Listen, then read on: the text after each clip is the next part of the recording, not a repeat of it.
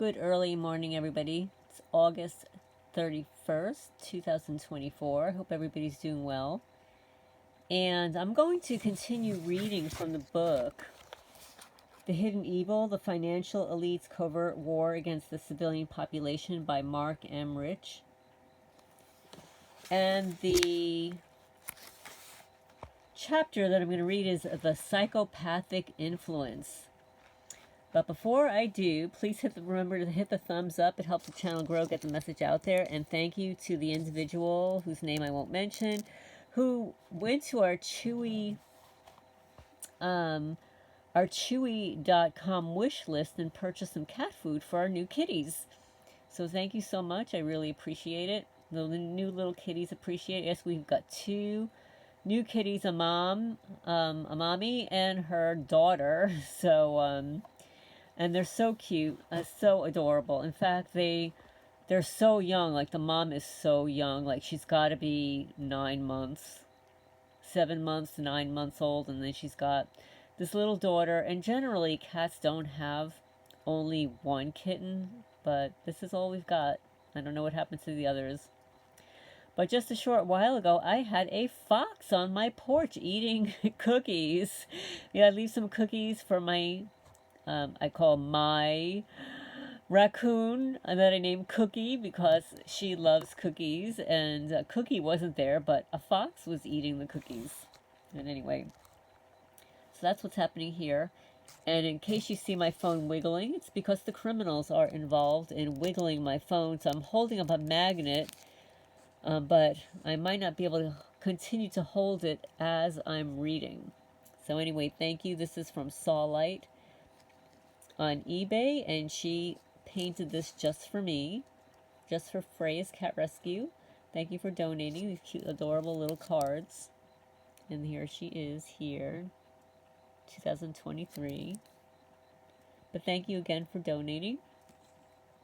Anybody who wants to donate cat food, we have a Cash App, we've got PayPal, we've got Chewy.com, we're a Chewy.com partner. And if you order from Chewy.com for the first time, you'll get a discount, and so will we. They'll donate some money back to us. But anyway, the psychopathic influence. And let me just take a sip here because my throat is very dry. And I hope everybody's doing well. I cannot believe it's the end of August already. 1 second. Okay, so here we go. The psychopathic influence. Oh, and we've got plenty of those. Yeah, we had one pull into my driveway this evening, 8 p.m. 8 p.m., a huge white pickup truck, big pickup truck, flashing lights, pulls in and just parks there. These people are so entitled. But I'm on the phone with a friend that I haven't spoken to in a long time, and I wasn't about to get off the phone or pay this person any attention. But then they started honking their horn. Honk, honk, honk, horn, horn, flashing lights, flashing lights. Then when I wasn't paying attention, they pull out and move to the county road, parked opposite my house. Did the exact same thing. Flashing lights, honk, honk, honk. It's like, you know, what I don't know what the problems are. That reminds me of junior high school brats, you know. But anyway, let's move on. And who's a target? Me, you, everyone. Kids, intellectual property, neuro rights, women, land, pets, animals, everybody. So here we go. The psychopathic influence. The description of a psychopath. Both the financial elite and their servants who maintain the system appear to exhibit behavior that is consistent with symptoms of psychopathy.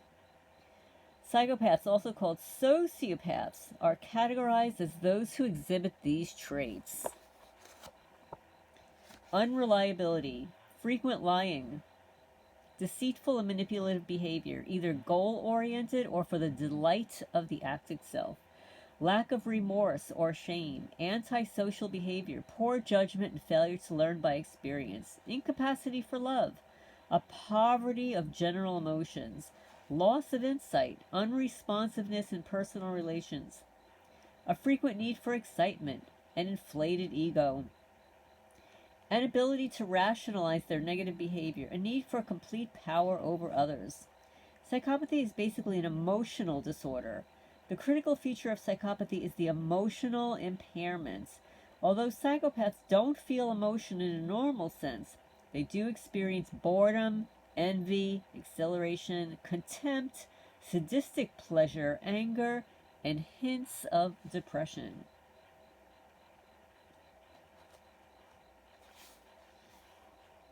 Okay, let's see. Let me turn the page here. Generally, those who believe it's caused by environmental factors use the term sociopath, and believers of the biological theory use the term psychopath.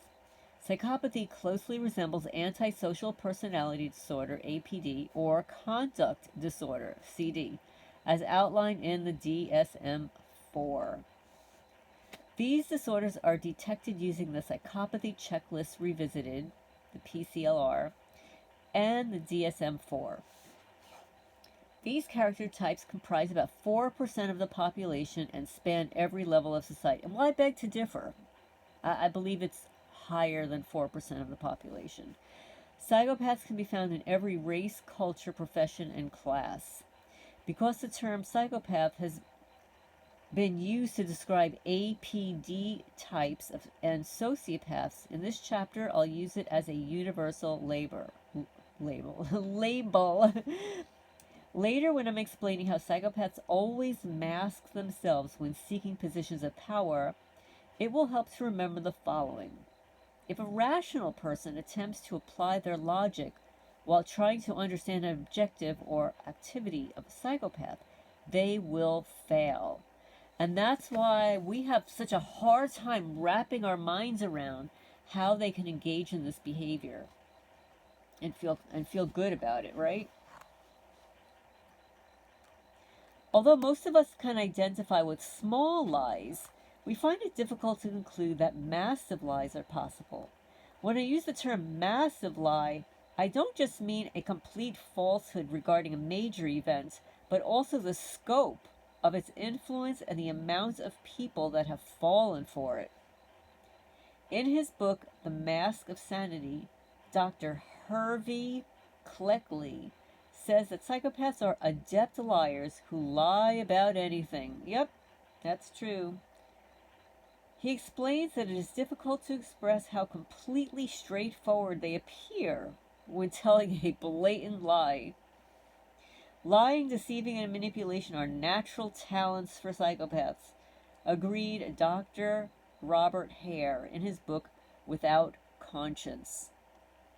When caught in a lie or challenged with the truth, they are seldom perplexed or embarrassed. They simply change their stories or attempt to rework the facts so they appear to be consistent with the lie. Psychopaths have a unique ability to justify their actions no matter how brutal. They feel no guilt about the devastating harm they cause to others. Psychopathy is usually untreatable. Most therapists won't work with them because they often end up damaged in the process. That's true. Dr. Hare explains such counseling would be wasted on psychopaths, although some of them will reflect the wishes of the therapist and pretend to be getting better. Regarding this, the online encyclopedia Wikipedia expressed, quote unquote, traditional therapeutic approaches actually make them, if not worse, then far more adept at manipulating others and concealing their behavior. They are generally considered to not be only incurable, but also untreatable. Yeah. In his book, People of the Lie, Dr. Peck concurred, writing, among themselves, therapists will not infrequently refer to a patient's psychopathy as being overwhelming. We mean it literally. We literally feel overwhelmed by the labyrinthine mass of lies and twisted motives into which we will be drawn if we attempt to work with such people. These people, says Dr. Peck, respond to no spiritual persuasion. There is no reasoning with them. I have learned nothing in 20 years that would suggest that evil people can be rapidly influenced by any means other than raw power. Basically, psychopaths are the way they are for life. In most legal jurisdictions, they are considered sane. So technically, they're not mentally ill. They're just different. Where they are. When people hear the word psychopath, many think of famous serial killers. However, most don't end up in prison or mental hospitals. These people do not openly physically attack others and are better at keeping up their facades. This facade has been described by Dr. Cleckley as a mask, which may include a variety of organizations and affiliations that the psychopaths use to conceal themselves. Like, those, like, that Gates from Hell guy who pretends to be a philanthropist. Yeah. Well, he's releasing mosquitoes in the air, and I can't really say it on YouTube. He goes into other countries and gives them some arm candy so that they can no longer produce. That's all I can say. Let's see. There's no reasoning them. Let's see. Okay, just skip it. These people do not openly physically attack others and are better at keeping up their facades. This facade has been described by Dr. Cleckley as a mask, which may include a variety of organizations and affiliations that the psychopaths use to conceal themselves. Dr. Hare elaborated, their intelligence, family background, social skills, and circumstances permit them to construct a facade of normalcy. Most psychopaths never end up in prison or mental hospitals. In fact, they function well in most professions without breaking the law. Not only are these people right in your churches, schools, charitable organizations, communities, and workplaces, but by their very nature, they are likely running them. These are the places where psychopaths end up, not jail. Oh yeah, like that feral cat cartel. The big one. The big one that I talk about a lot, that is in Maryland. Oh my goodness, I'm going to get myself into so much trouble. These are places where psychopaths end up, not jail. Psychopaths regularly place themselves in a position of influence, not for public service, but for power. Achieving power for the sake of having power is the nature of the psychopath. The need for absolute power over others and the wish to inflict pain for the enjoyment of watching others suffer are almost never apparent to the casual observer. The reason for this is that another core trait of the psychopath is the mask. These individuals usually disguise themselves as good-natured people. They have tremendous wealth. You can bet that they'll create charitable organizations to portray themselves as humanitarians. Like that Gates from Hell guy that I just mentioned. Yeah. And all these big rich people, they consider themselves to be philanthropists. It's just a huge tax write-off. And it falsely paints them in the light as being benefic when they're not. They're criminals. They're completely aware that their mental makeup is drastically different from the majority. They have a sixth sense for detecting and exploiting any weakness you may have. At the very early age, they learn that they can inflict mental and emotional harm on others with ease. They also learn how to detect others like themselves and form cliques. As they get older, some of them create seemingly benevolent groups which are used to further their objective of achieving power. Beginning in childhood,